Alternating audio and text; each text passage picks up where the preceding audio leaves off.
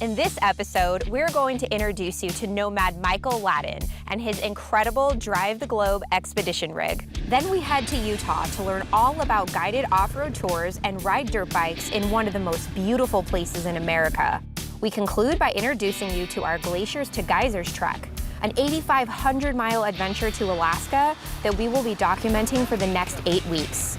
It's all coming up next on Off-Road Travel TV.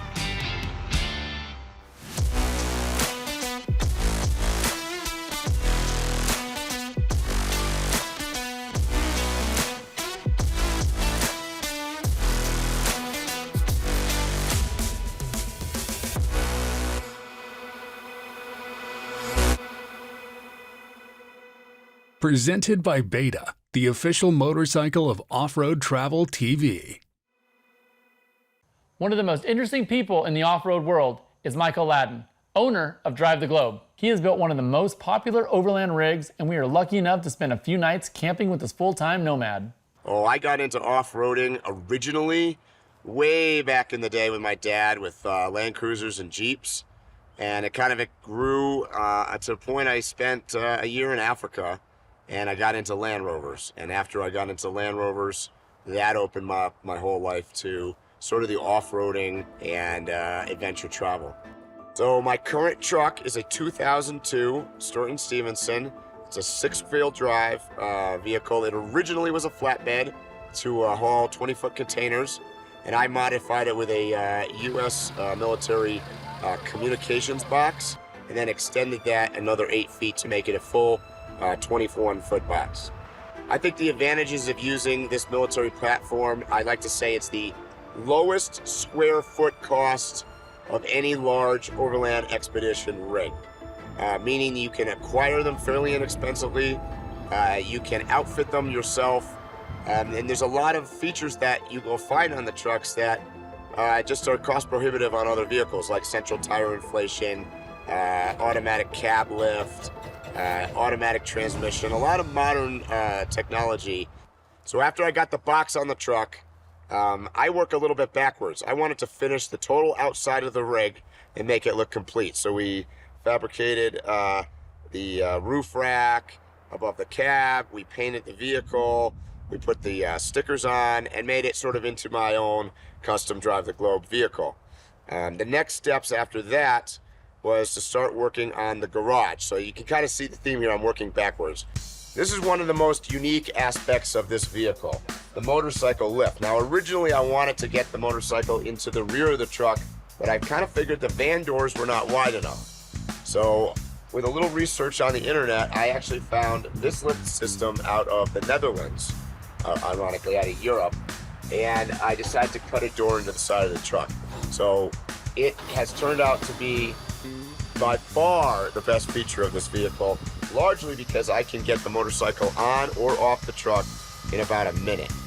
So one of the advantages of building a garage for the motorcycle that I didn't anticipate was that all of my control units for all of my electronics and water systems are installed here in the garage, conveniently located in case I need to upgrade or modify or repair something. So I have 2,000 watts of solar on the roof. I have 1,000 amp hours of lithium battery reserve. You can see there's 4 solar controllers up here. I have a GoPower 3,000 watt inverter. The pump system, the hot water heater are all here. Inside my home, if you will, I have about 135 square feet of space. My main goals were to have a real shower, a place to work, a full kitchen in case of inclement weather, and I wanted to build it so there was no setup or takedown required when I rolled into camp, and that I could do it fairly inexpensively to show people you don't need to spend huge amounts of money on one of those $1 million big rigs. So being full-time on the road, I wanted a nice place to work on my iMac to create YouTube videos and whatnot. I have a TV located above my bed. I have Amazon Alexa to do my music. So sort of all the features that you would find in a home. I used all IKEA cabinetry. I get some flack online about that occasionally, that it's not gonna hold up, but after 3 years of being full-time on the road, I can tell you that it does. I wanted a dry bath, so I put the toilet and a sink separate from my shower system. I have wardrobes that I can hold, you know, all of my clothing, my shoes underneath, real drawers. At the end of the day, I just want it to look and feel like a real home.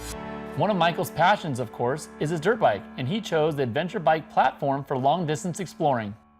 I chose the KTM 390 platform largely because I wanted a bike that was light, that could kind of cover all my bases, if you will. I do a lot of exploration on dirt, but I also wanted something that I could go on pavement, go get groceries, go pick up laundry, doing all the things that you would do on the road with a big truck like this and not wanting to take the big truck into town. Turns out I ride the motorcycle a ton. In fact, I prefer to be on two wheels. So I end up doing a lot of base camping with the truck. This past winter, I was down in Baja for 6 months. I probably put almost 4,000 miles on the motorcycle, almost all on dirt. I think the average overlander goes out for the weekend. You know, a long weekend, a 4-day thing. I think they most set their vehicle or rig up for that kind of use. And obviously there's different kinds. Many of them, and you know, will graduate to longer trips or to do different things. But the reality is that there's a limitation due to both economics, obviously, and time. What I found over the years, for me, I like to travel as far off grid as possible, and the limitations I've come up with is water, power, and food. So one of the things I addressed on this vehicle is a larger water tank, 175 gallons. I've got significant amounts of solar power, so I don't really run out of any kind of energy. And food, I've gone to a format where I have two dual zone refrigerators on board. You don't need a big truck like this. You can take a Subaru as an example with a refrigerator on board, a ground tent, probably for $1,000, go out and be your overland rig and experience the world. It doesn't take a lot of stuff. It doesn't necessarily take a lot of money or even space. And that is the reality. I mean, for me, I still do some of that, right? If I go out on a motorcycle, I ground tent it. I just got done with, 2 months on a bike packing with a ground tent, no refrigeration. So I saw fascinating things. It's really about getting out and doing. I would say on average in a year, I probably travel only between 10 and 15,000 miles with the actual truck. Probably significantly more miles on the motorcycle if you add it all together. And I'm a huge cyclist, so like last year I rode, almost 2,000 miles down the Baja Divide from California. So I get around, but it's not necessarily with my home. So the challenge is living out of a vehicle full-time, being nomadic on the road. I could give you a list a mile long, but when it comes down to it, you still have to do laundry. You still have to grocery shop in a grocery store that's different every single time. I call it being a squirrel. You're always looking for something, right? So every time you go to a new location, everything changes. The house is still the same, the view out the window changes.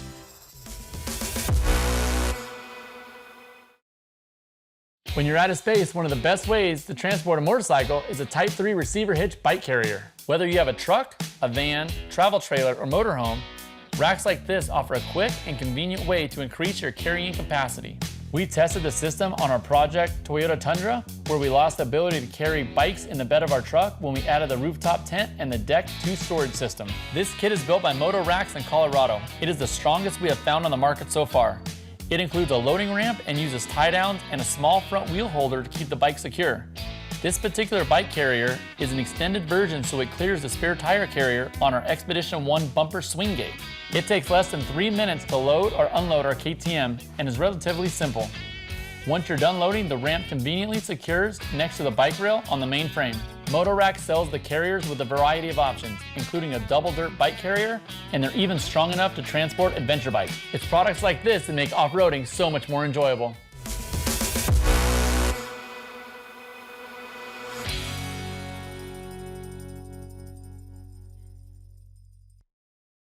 Organized tours have become really popular in the world of off-road travel.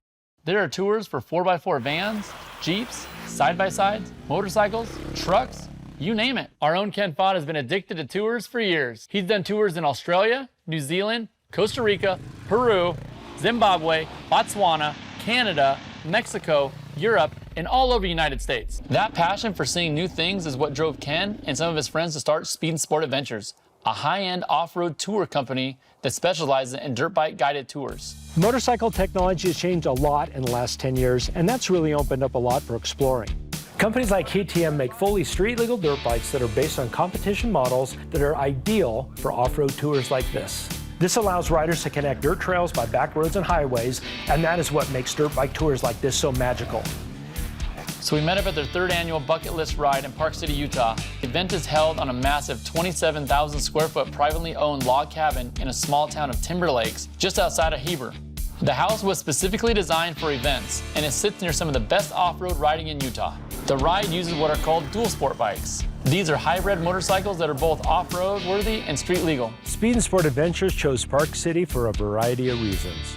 For starters, the state is a paradise for all outdoorsmen and is a haven for motorsports. The second is the massive private estate that serves as the base camp for the epic 3-day ride. Believe it or not, it's actually really difficult to find a house with nearly 20 bedrooms in an area surrounded by a good off-road trail network. Having a blast. It's going to be incredible. Look at all the people here. Perfect weather conditions. There's going to be a little bit of money. We have no idea what to expect. Each day after breakfast, we have a riders meeting to go over important details and a plan for the day. We leave the lodge, which is located in a gated community. We cruise the streets for a few miles, then we hit the dirt. The riding is a blend of single-track trail, 2-track, country road, creek crossing, and oh yeah, we even cruised by a few golf courses. I knew it was gonna be tricky when I saw Destry Abbott sloshing around in slick conditions. He's one of the top off-road riders in the country. Today's rain made it a lot of fun and provided challenges for everyone.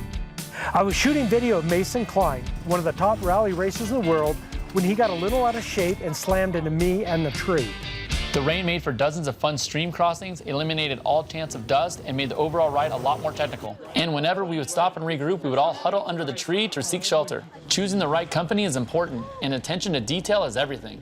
Having experienced guides and doing it the right time of the year is a must. We did a lot of research and selected a ride at the end of summer where riding conditions were ideal. Yesterday we had a lot of rains, and today the trails are in absolute perfect condition. I love the staff. They were so helpful. They were so awesome. There was a couple tricky sections where a lot of people were having trouble with, and they were just happy to drag our bikes over the obstacle, and they were so awesome and helpful. A lot of riding we were doing in Park City is single track. One of my favorite places was high on top of this ridge. I look down and there's Destry Abbott flying right past us. The views are simply incredible and they seem endless. The mountain seems like they go on forever and the views never get old. We really didn't spend a lot of time on high-speed dirt roads, but we did have a fantastic variety of terrain. We basically only rode on fire roads to connect sections of single track, which also gave us a little time to catch our breath. There's no better way to experience the outdoors than on a motorcycle. I race dirt bikes professionally, but there's nothing like riding off-road with good friends. I grew up in California and could never imagine riding what amounts to a competition dirt bike on the street. Pretty amazing feeling to just be able to turn off the paved highway on state roads and immediately be on prime single track trails with a bunch of other guys. And when you can rely on other people to guide the group and you don't have to worry about getting lost, it's dirt bike riding at its finest. It's the vistas that you get to. You know, you'll be in the trees, you're totally thinking about the trail, and all of a sudden you look up and there's just, you know, a 200-foot straight cliff wall. From the time you wake up to the time you go to bed, there's always something fun going on. Normally just a dirt bike riding that is fun, but staying at this lodge and have the crew member do all this work for you, it was just absolutely amazing. The convenience of a guided tour is outstanding. The lodge and the staff makes it really special for us, and it does not get any better than this. I've been doing off-road tours for over 20 years, and it's really addicting. I like the fact that I could fly into a place like Australia or New Zealand with just my riding gear, rent a bike, and have someone with local knowledge lead us around. That's what inspired us to do our tour company. Most of our customers go on tours in different countries or different states every year. We don't have a lot of repeat customers, and I think that's fantastic. I believe traveling is the best thing that people can do in their lifetime. I've been lucky enough to make a living photographing off-road tours like this, and every one of them is unique. The one thing they all have in common are guests looking for adventure. When guests come to one of our tours, they don't have to worry about a thing. From the second you arrive to the second you leave, we take care of everything. My mom and dad taught me that life is about making memories, and that's pretty much what I focus mostly on these days. I encourage people to get out and see the world in an off-road vehicle no matter what it is. Just get out and explore, and it's not that difficult because there are a lot of high-end tour companies that do all the work. Best of all, even with the same tour company, no two tours are ever the same, and I think that is incredibly important. Man, this has been probably one of the hardest things I've ever done, and some of the most fun I've ever had. So yeah, I'll definitely be doing this again next year. No doubt about it. Excellent staff, excellent food, great crew. Camaraderie is amazing. The group of people here is amazing. Just making this whole thing a bucket list adventure for sure.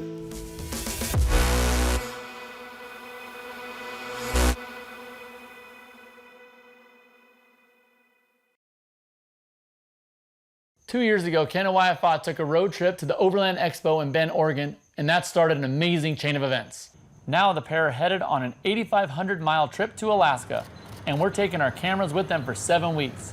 This adventure will make up half of our season, and we'll call it Glaciers the Geysers Trek, a tale of fire and ice. My favorite thing to do in life is travel. I've been lucky enough to go off-roading in Australia, New Zealand, Costa Rica, Peru, Zimbabwe, Botswana, Canada, Mexico, Europe, and all over the United States.